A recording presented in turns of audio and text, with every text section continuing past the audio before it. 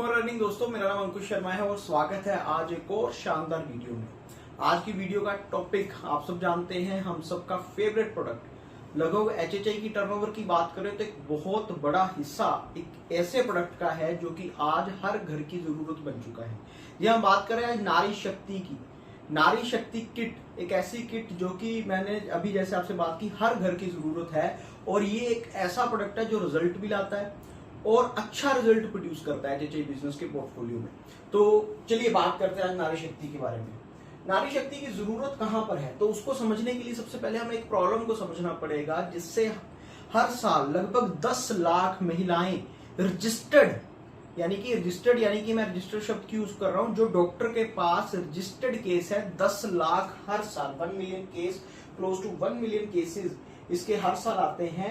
10 lakh cases ऐसे आते हैं जो रजिस्टर्ड हैं, लेकिन मुझे जो लगता है लगभग 5 गुना केसेस ऐसे होंगे, लगभग 50-60 लाख केसेस ऐसे होंगे जो शायद डॉक्टर के पास जाते ही नहीं है इस प्रॉब्लम को लेके। यानी कि बहुत बड़ी संख्या में ये प्रॉब्लम फैलती जा रही है, जिसका नाम है पीसीओएस यानी कि पॉलीसिस्टिक ओवरी सिंड्रोम। पॉली यानी बहुत सारे, सिस्टिक यानी कि सिस्ट बन जाती हैं और कहां पर, ओवरी में, तो इसीलिए इसको PCOS PCOD polycystic ovary syndrome या पॉलीसिस्टिक ओवरी डिजीज के नाम से हम जानते हैं। तो ये बहुत बड़ी प्रॉब्लम है। अब आइए इसको समझते हैं ये होता क्यों है और ये होता कैसे। तो पीसीओएस को समझने के लिए हमें एक चीज को समझना पड़ेगा।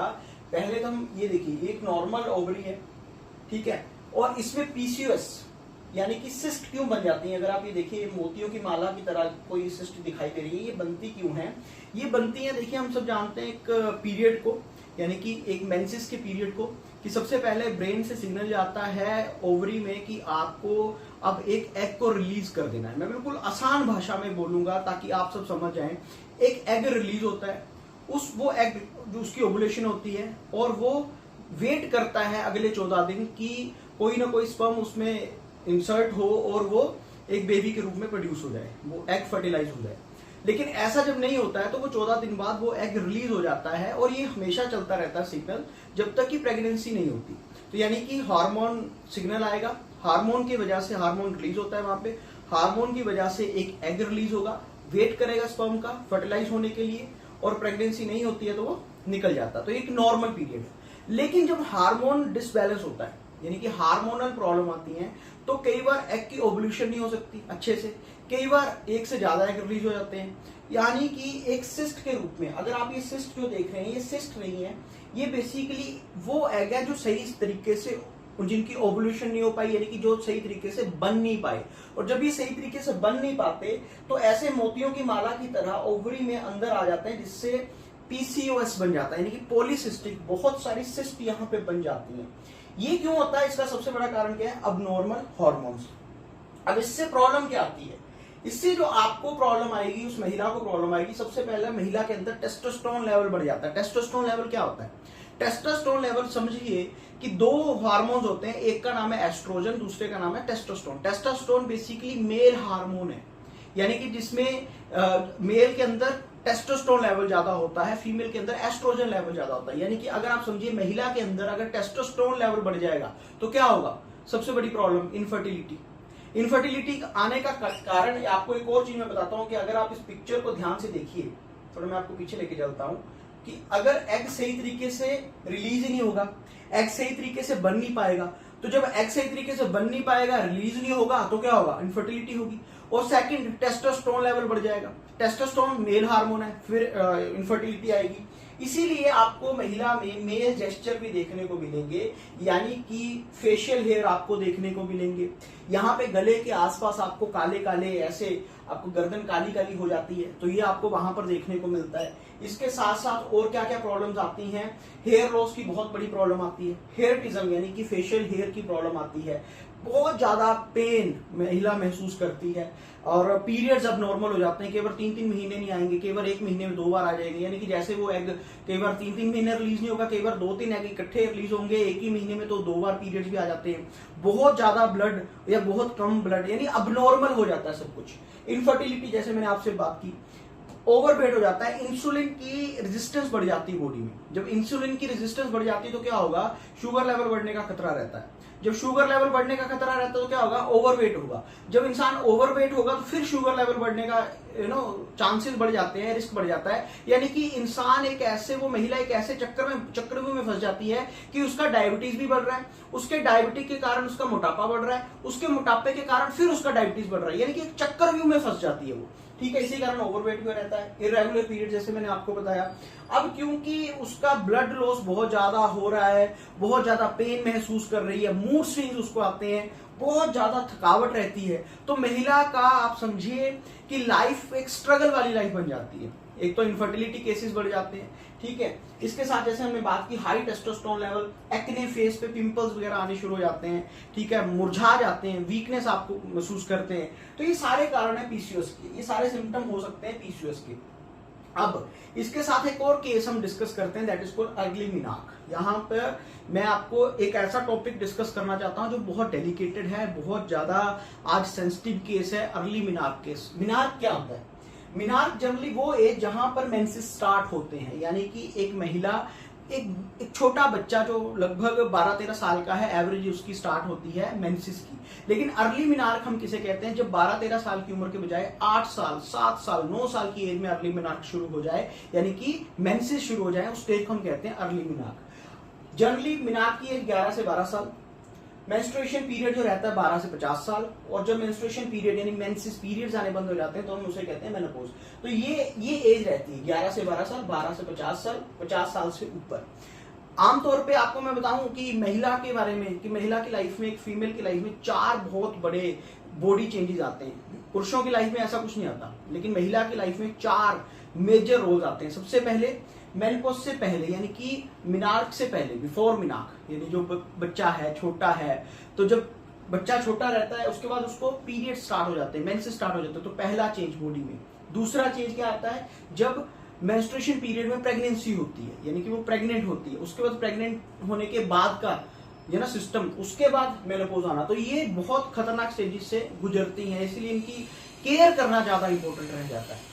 अब हम बात कर रहे हैं मेनार्क की और अर्ली मेनार्क की, तो कुछ केसेस मैं आपसे डिस्कस करना चाहता हूं कि आज 40% जो केसेस हैं मेनार्क के, they are early menarche cases, यानी कि 40% अगर केसेस अगर आपको मेनार्क के देखें उसमें 40% अर्ली मेनार्क के केसेस हैं। सिर्फ 32% जो केसेस हैं वो नॉर्मल हैं, और 13% केस जो हैं वो डिले के हैं, लेट मेनार्क के हैं। अब ये जैसे मैंने आपसे बात की, चरण जो है वो अर्ली मेनार्क, चाइल्डनेस, अर्ली मेनोपॉज और प्री मैच्योर मेनोपॉज। अब ये खतरनाक चीज है। मेनार्क, अर्ली मेनार्क इतना खतरनाक चीज नहीं है जितना ये ज्यादा है, जिसे हम कहते हैं अर्ली मेनोपॉज। अब देखिए, जब अर्ली मेनार्क आएगा, बचपन में आएगा, तो अर्ली मेनोपॉज भी आएगा या प्री मैच्योर मेनोपॉज भी आएगा। आप जानते हैं आज की डेट में बहुत सारे केसेस ऐसे देखे जा रहे हैं 28, 29, 30 साल की एज में मेनोपॉज आ रहा है। अब ये खतरनाक क्यों है? क्योंकि आज की डेट में जो लड़कियां हैं, फीमेल्स हैं, वो शादी जाके 28, 29, 30 साल की एज में कर रही हैं। अब जब शादी 28, 29, 30 साल की एज में होगी और उसी दौरान कहीं प्री मैच्योर मेनोपॉज या अर्ली मेनोपॉज हो गया, तो आगे फैमिली प्लानिंग करने की बहुत बड़ी प्रॉब्लम आ जाती है। आज वर्किंग वुमेन्स में बहुत बड़ा स्ट्रेस इसी चीज का देखा जाता है। आज कॉर्पोरेट करियर तो बन जाता है, लेकिन यहाँ पर स्ट्रगल रहता है। तो ये बहुत बड़ा केस है, अगर हम इसके बारे में जानकारी आपसे साझा करें। इसीलिए आप देखोगे एक टर्म आजकल इंडिया में बहुत ज्यादा फैल रही है, जिसे हम कहते हैं सरोगेसी प्रेगनेंसी। सरोगेसी प्रेगनेंसी क्या है? सरोगेसी प्रेगनेंसी एक ऐसी, आप सब जानते हैं इसके बारे में, जहां पर एक महिला को दूसरी महिला के ऊपर डिपेंडेंसी रखनी पड़ती है बच्चा पैदा करने के लिए। यानी कि जैसे हम आउटसोर्स करते हैं, तो ऐसे आप समझ लीजिए प्रेगनेंसी को आउटसोर्स कर देना, जिसे हम सरोगेसी प्रेगनेंसी कहते हैं। आप जानते हैं हर साल इंडिया में 25,000 से ज्यादा जो बच्चा पैदा हो रहा है वो सरोगेसी से हो रहा है, यानी कि सरोगेट चाइल्ड है। एक आपसे और बात करता हूं, आमतौर पे एक सरोगेसी प्रेगनेंसी की जो कॉस्ट आती है वो 15 से 20 लाख रुपए आती है। यानी कि ये 25,000 जो हैं, जो मैं आपको नंबर बता रहा हूं, ये शायद हायर क्लास के हैं, यानी कि वो लोग जो इसको अफोर्ड कर पाते हैं उनका नंबर है। बहुत सारा मिडिल क्लास परिवार ऐसा है जो शायद सरोगेसी प्रेगनेंसी को अफोर्ड ही नहीं कर पाता। अगर ये अफोर्डेबिलिटी में होता तो शायद यहाँ पे 1 या 2 जीरो और होती, यानी कि बहुत बड़ा नंबर। 25,000 तो वो जो 15-20 लाख रुपया एक बच्चा पैदा करने के लिए अफोर्ड कर सकते हैं, लेकिन मुझे जो लगता है इससे 10 गुना या 100 गुना नंबर होगा अगर ये अफोर्डेबल हो। तो समझिए कितने ज्यादा चैलेंजेस हैं महिलाओं में। आगे अगर हम बात करें सोल्यूशन की, तो सोल्यूशन देखिए, इसको आपको एलोपैथी में इसका कोई सोल्यूशन नहीं मिलेगा। आप डॉक्टर के पास जाएंगे इसका कोई सोल्यूशन नहीं मिलेगा, लेकिन मैं आपको बता सकता हूं WHO एक चीज बोलता है कि ये सारी प्रॉब्लम जो है वो हल हो सकती हैं अगर डाइट सही हो, अगर प्रॉपर एक्सरसाइज की जाए और आयुर्वेदा को फॉलो किया जाए। तो यहां पर हम आयुर्वेदा के बारे में अगर बात करें तो आयुर्वेदा के पास हमारे पास क्या सोल्यूशन है? We have ayurvedic solution called Nari Shakti kit. नारी शक्ति किट में क्या है? नारी शक्ति किट में कैप्सूल्स है एंड सिरप है, 2 प्रोडक्ट है इसमें। कैसे काम करता है, क्या क्या इंग्रेडिएंट है? तो इसमें पहला जो इंग्रेडिएंट है, अगर हम इंग्रेडिएंट की बात करें, दैट इज कॉल्ड अशोका। जो फर्स्ट इंग्रेडिएंट आपको नारी शक्ति में मिलेगा वो आपको मिलेगा अशोका। अशोका क्या करता है? आपके मेंस्ट्रुअल साइकिल को मैनेज करता है, यानी कि उसको ठीक करेगा। 28 दिन का जो पीरियड है उसको ठीक करेगा, मेंस्ट्रुअल साइकिल को ठीक करेगा। सेकंड इंग्रेडिएंट है इसमें लोध। लोध का क्या काम है? जो वजाइना है उसका जो माहौल है, उसका जो सिस्टम है उसको सही करेगा, यानी कि उसकी फ्रेग्रेंस को, उसके अंदर की क्वालिटी को, स्पर्म को होल्ड करने की क्वालिटी को ठीक करता है।